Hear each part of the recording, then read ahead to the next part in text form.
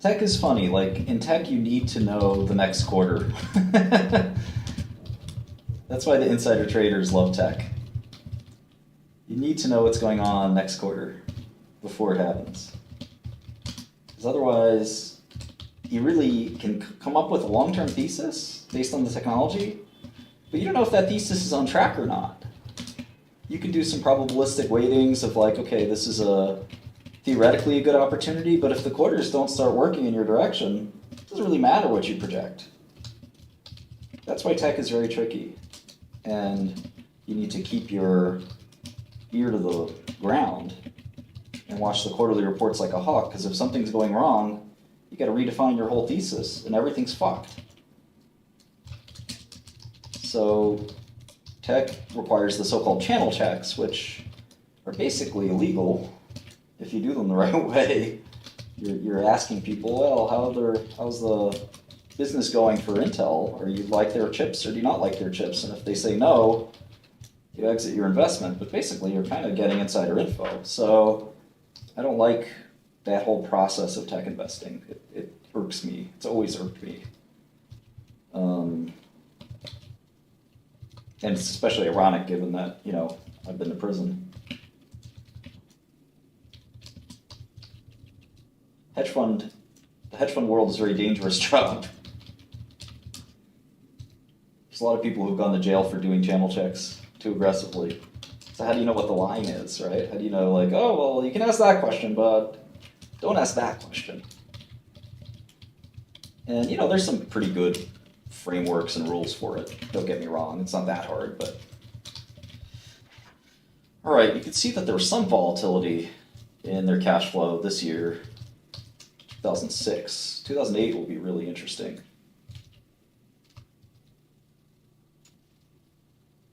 It's not the same in pharma, no. In pharma, you can bet on product trajectories, and they're much less volatile quarter to quarter, because you can't change the product attribute. You don't get new product releases. You get one product release every 10 years. So that's a bit different.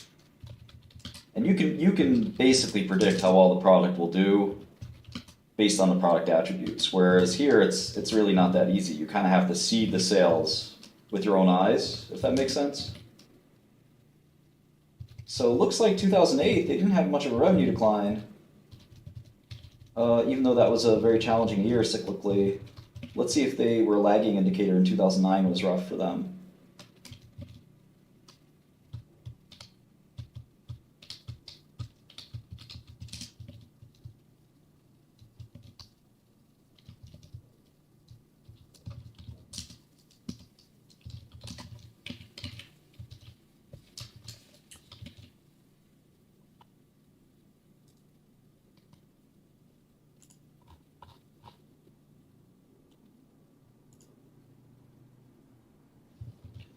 Yeah, 2008 and 2009 were rough, but they weren't this rough.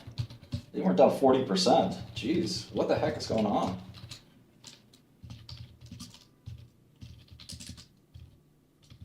Remember that Intel used the Bee Gees as their ad campaign? That was great.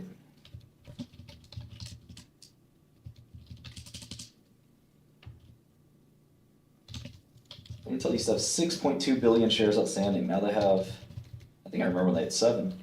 Now they have 4.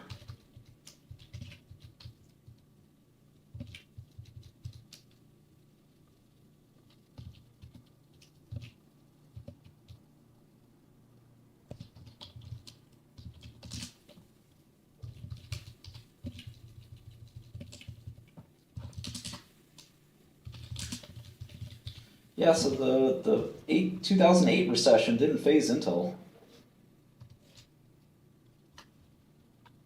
Very odd.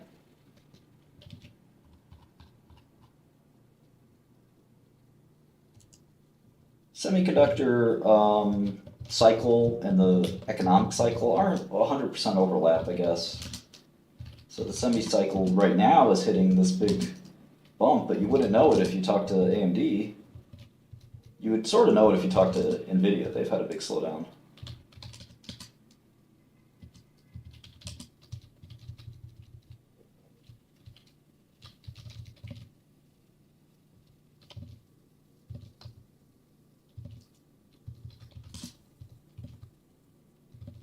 there's the boom in the cycle right back in 2010 to peak cash flows.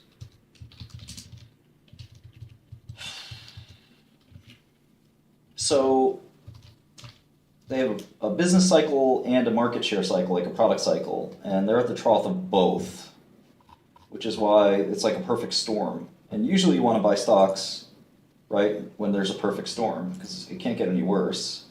Although there's no reason to think it can't get worse for Intel. That's sort of what I'm saying about the directionality and, I guess, instantaneous rate of change, basically, for Intel. And for most of tech, but especially for semiconductors, you have that concept of like, you have to know how the business is doing right now. Like almost like a week-to-week thing to make sure that it's on track. Maybe there's some like savants who can see the technology and say, oh, they really have this advantage. But generally speaking, that's kind of not the way it works. Usually, no matter what the technology looks like, you sort of have to see the sales coming to fruition. So they had 15 billion in cash flow, free cash flow back then, 2011. And that seemed like another cyclical top.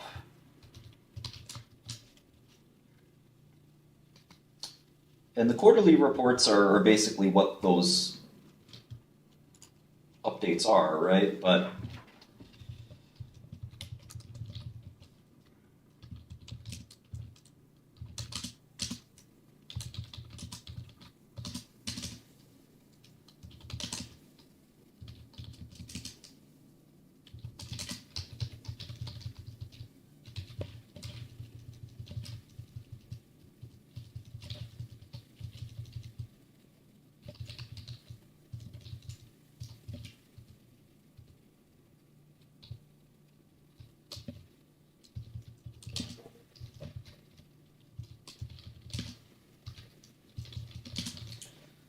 okay, let's I'm not a big fan of you doing graphs in Excel, but this is an interesting data set.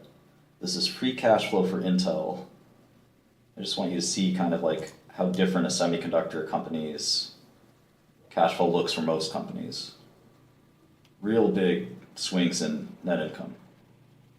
And this is something else, right? Unprecedented. All right, so let's take a stab at this.